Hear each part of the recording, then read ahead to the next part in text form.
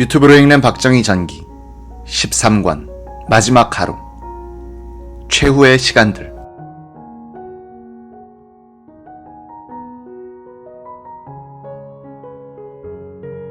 썰렁한 침대 위에서 박정희 대통령은 눈을 떴다.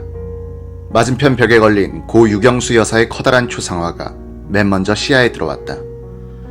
동창 밖으로 번지는 여명에 아내의 미소 띤 얼굴이 점차 또렷하게 드러나기 시작했다. 유화로 그려진 초상화 아래로는 붙박이 단이 있고 그 위에는 국화가 꽂힌 노란색 화병 2개와 책 한 권이 놓여 있었다. 책은 박목월 시인이 쓴 유경수 여사로 나무 상자에 들어있었다. 대통령은 1974년 8월 15일 광복절 행사에서 문세광의 총탄에 상처한 이후 아내 생일에는 직접 꺾은 국화 송이를 초상화 밑에 가지런히 얹어놓곤 했다. 아내가 없는 공간을 대신한 것은 박정희의 머릿맡을 차지한 효자손이었다. 스테인리스 막대 끝에 플라스틱 손이 달린 것이었다. 62세로는 단단한 체구를 가졌던 박정희는 그 무렵 노인성 소양 증세를 비롯해 3가지 질병을 갖고 있었다.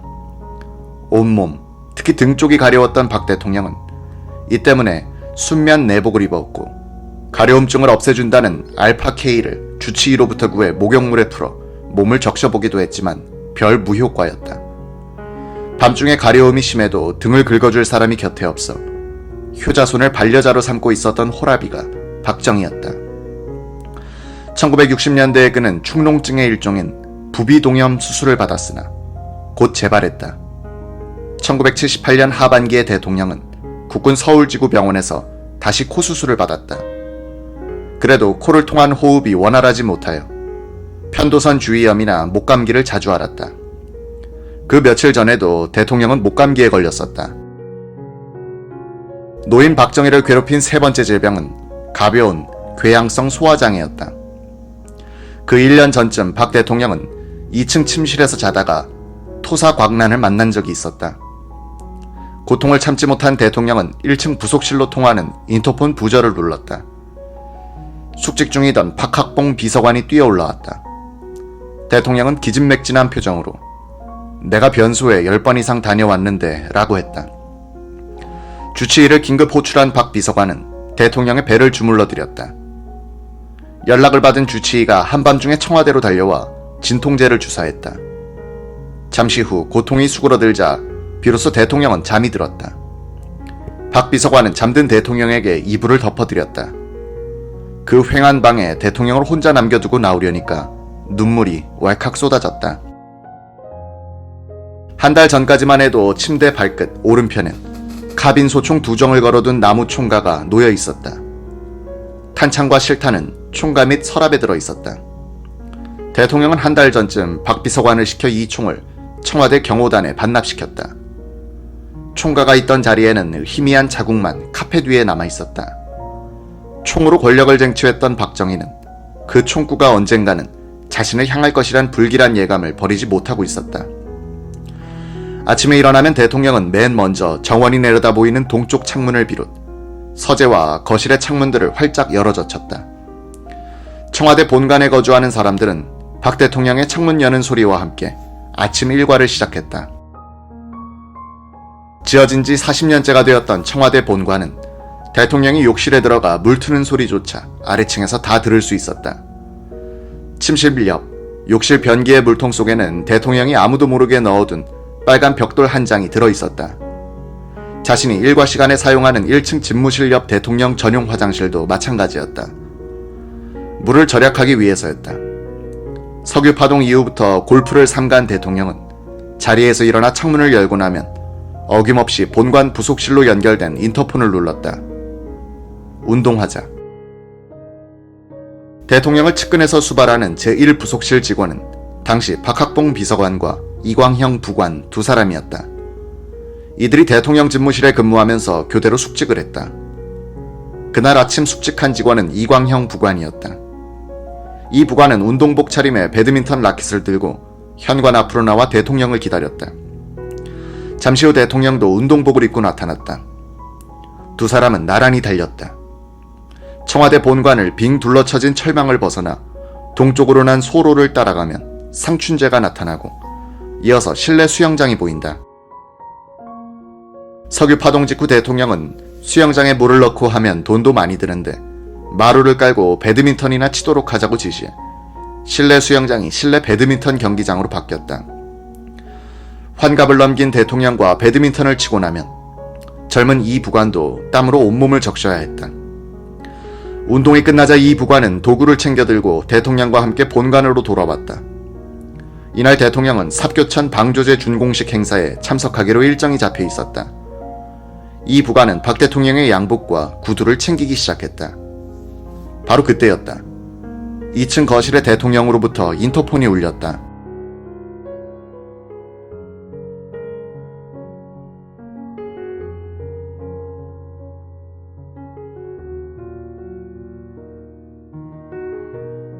예, 이광형입니다.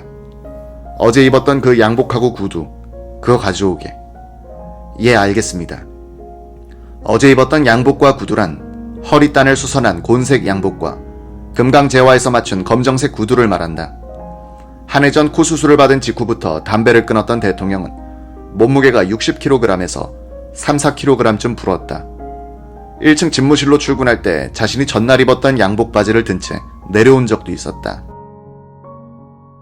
대통령은 부관에게 바지를 뒤집어 허리 뒷단을 보여주며 손가락으로 정확히 폭을 재보이고는 여기 요만큼만 더 늘려주게 라고 했다.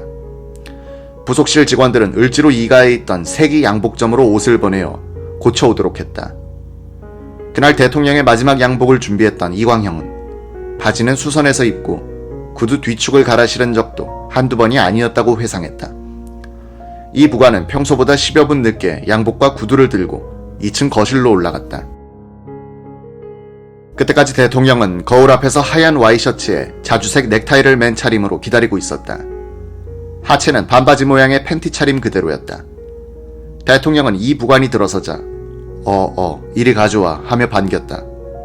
농촌 시찰이 있는 날이면 대통령은 소풍 가는 소년처럼 들떠입곤 했다. 이날도 늦게 올라온 양복을 받아 입으며 연신 어깨를 들썩이면서 알 수 없는 콧노래를 흥얼흥얼했다. 권력이란 갑옷을 걸치기 직전 박정희라는 한 인간의 내면을 엿보게 하는 것은 고독, 무인, 절약의 상징물인 효자손, 카빈, 그리고 변기 속의 벽돌이었다. 그는 양복을 입음으로써 이 같은 자신의 내면을 누구도 범접하지 못하도록 감싸버렸다.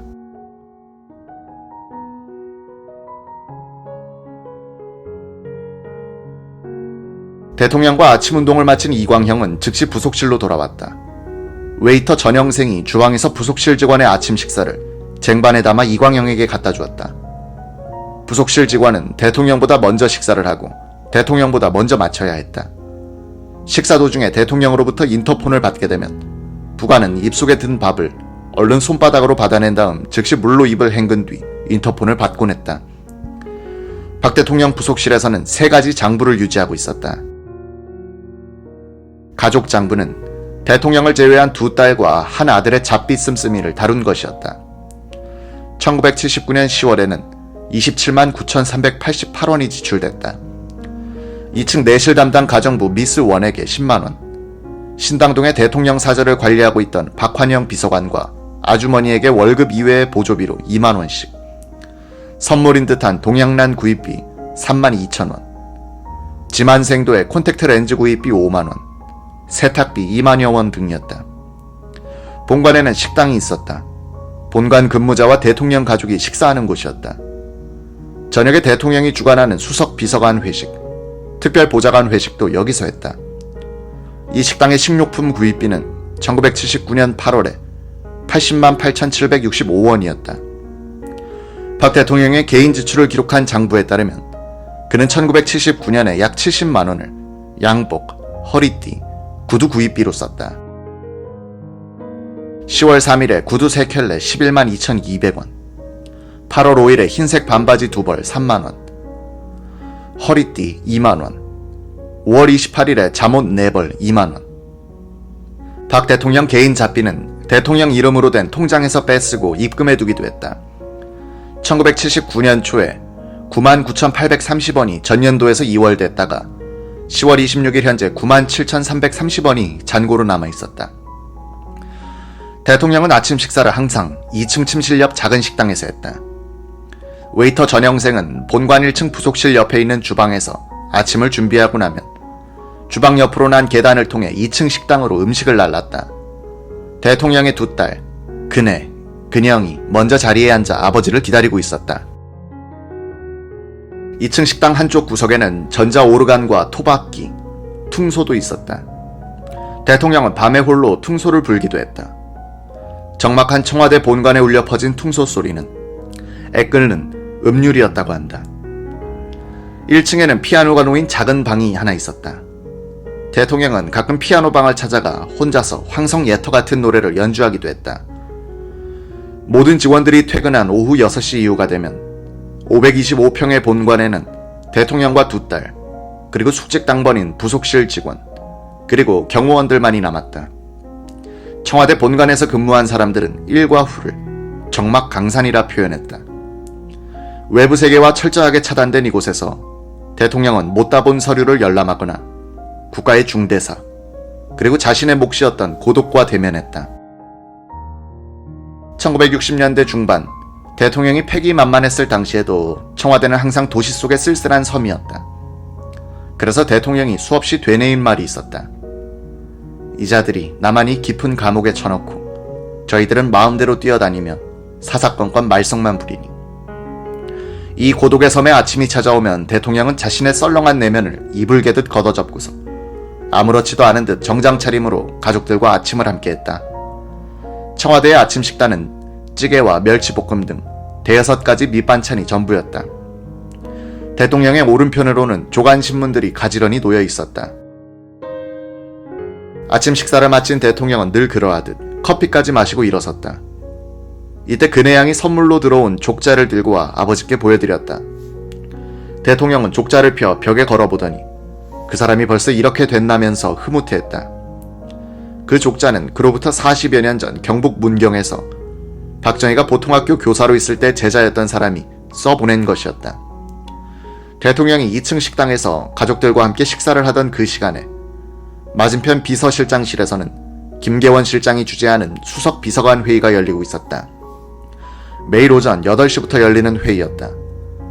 류혁인 정무 제1수석, 고건 정무 제2수석, 서석준 경제 제1수석, 오원철 경제 제2수석, 최광수 의전수석, 박승규 민정수석, 임방현 공보수석 비서관들이 참석했다. 매주 1회꼴로 대통령에게 친인척 관련 상황을 보고해온 박승규 민정수석은 비상계엄령이 펼쳐진 부산 지역의 민심 동향을 조사하고 올라왔었다. 그는 다음 날인 토요일에 대통령을 면담, 민심 동향과 함께 대통령의 친인척들에 대한 보고를 하기로 돼 있었다. 이날 수석 비서관 회의가 끝나자 김계원 비서실장은 박승규를 따로 불렀다. 박 수석은 이렇게 보고했다. 부산 지역에 계엄군으로 투입된 공수단 병력이 시민들을 때려 민심이 반정부적으로 돌아서고 있습니다. 내일 각하에게 그 사실을 보고할 때 김재규 부장과 차지철 경호실장의 불화에 대해서도 보고하시오. 특히 차 실장의 월권적 행동에 대해서 보고하시오. 김 실장은 그전에도 한번 대통령에게 차 실장이 정치에서 손을 떼도록 하셔야 되겠습니다 라고 건의한 적이 있었다. 박 대통령은 차 실장이 국회의원을 했기 때문에 정치를 잘 알아 라고 했다. 김 실장은 비슷한 건의를 다시 하기가 못해서 박 수석에게 그런 부탁을 한 것이었다. 김 실장은 박 수석의 그런 보고 후 대통령을 만나 김 부장과 차 실장의 암투가 심하니 차라리 두 사람의 자리를 맞바꿔주자는 건의를 할 예정이었다. 차지철 경호실장은 이날 아침 8시 20분쯤 연희동 집을 떠났다. 차 실장은 두 부관을 데리고 있었는데 이날 그를 수행한 것은 이서구였다. 이 부관은 아침 8시에 연희동 차 실장 집에 도착, 1층에서 근무 중인 경호실 직원으로부터 차 실장의 5연발짜리 리볼버 권총이 든 가죽 손가방을 넘겨받았다. 차 실장은 8시 40분쯤 청와대 정문 우측 첫 번째 4층 건물인 경호실에 도착했다. 그는 집무실에 들어가자마자 김재규 정보부장을 전화로 찾아 통화했다. 8시 45분경이었다. 김 부장은 이날 박 대통령이 들르게 돼 있는 KBS 당진송신소 준공식에 참석하고 싶다면서 대통령과 함께 헬리콥터 1호기에 동승할 뜻을 비쳤다. 김 부장은 그런 뜻을 김계원 비서실장에게도 전했으나 결정권은 차 실장이 갖고 있었다. 차 실장은 김 부장에게 지금 시국이 불안하고 대통령께서 서울을 비우시니까 김 부장은 자리를 지켜주면 좋겠다며 냉정하게 거절했다.